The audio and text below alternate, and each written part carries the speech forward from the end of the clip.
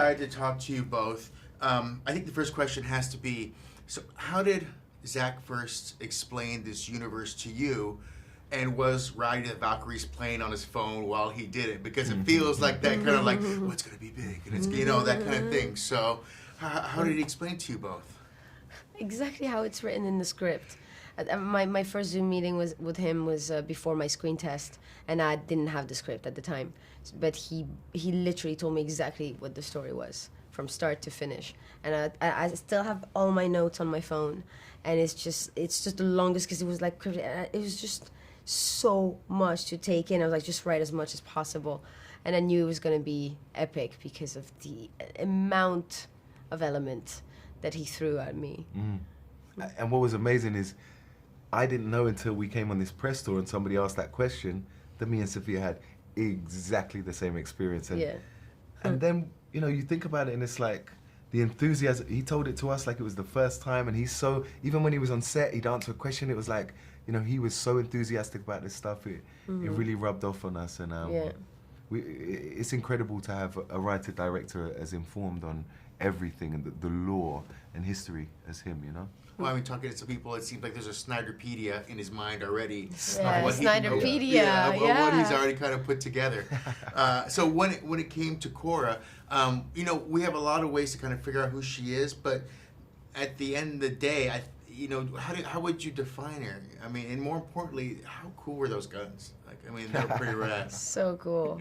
How do I find Cora? I think she is someone who's just trying to figure out herself, and I think she's somebody who's dealing with a lot of trauma. I think, but all the rebels, and everyone really, maybe even Noble. Yeah, I think so. To be honest, but it's like, she's someone who's, mysterious, wounded, strong, but not a victim.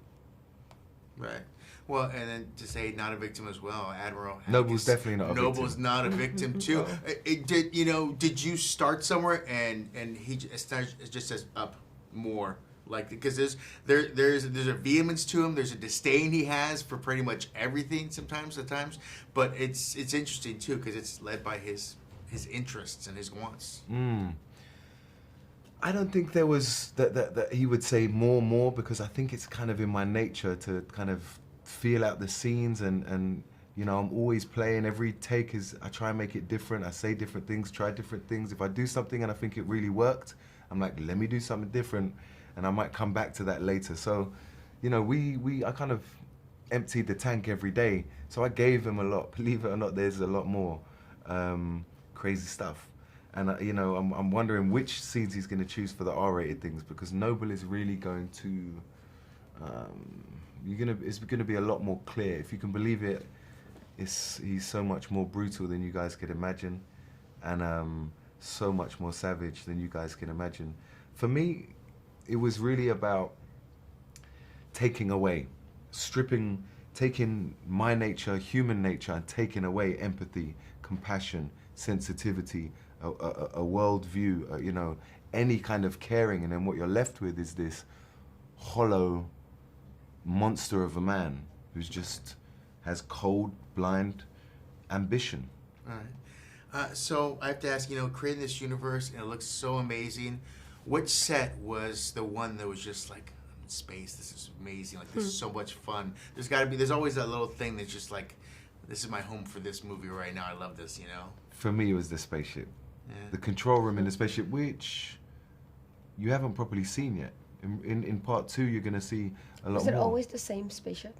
The control ship, the control room was the same. I actually didn't spend much time there. It was only like a week or so right at the end of the shoot.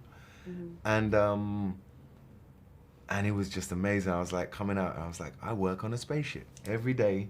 Look at me now, Mum. You know what I mean? I work on a spaceship. I was like stepping out into the control deck like it was Star Trek or something. It was like, it was. And it was also, amazing. By the way, all those buttons work.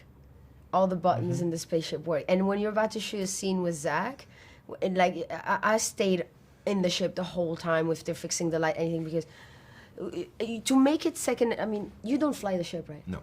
I have to fly, and I have to look like I've done that my whole life. Like, it's, even if she's been unveiled for a while, I need to look like this is I know what I'm doing. But with all those buttons, I was like just to memorize, and Zach and I would literally pick meticulously which button would be best, and we would just have fun. Oh, this one does that. This one does that. And by the way, lighting is incorporated into those buttons that to light your face. He did all that anyway, but it was just a lot of fun to just play with all this buttons. That was a cool thing about the spaceships too, right? Was that they were, naturally lit. So we would rarely even have, a small LED stick. It was lit already, so we could just go in, and then the Steadicam would follow us around, or handheld or whatever, and so it really felt real. Like Sofia says, everything was real, functional. The seats would swivel, and it was amazing. It's like the most incredible playground, Yeah, For sure. Well, I loved it, and as you mentioned, the lighting was great because he actually used different suns, and there's in the ship with Charlie, that sun coming in too. So it was so cool. Thank you so much. We'll make sure to talk to you for part 2 because we have so many questions and things we can't talk about now, but I know fans are going to go crazy for. So have a great holiday. Thank you, sir. Thank you so Pleasure. much. Thank you.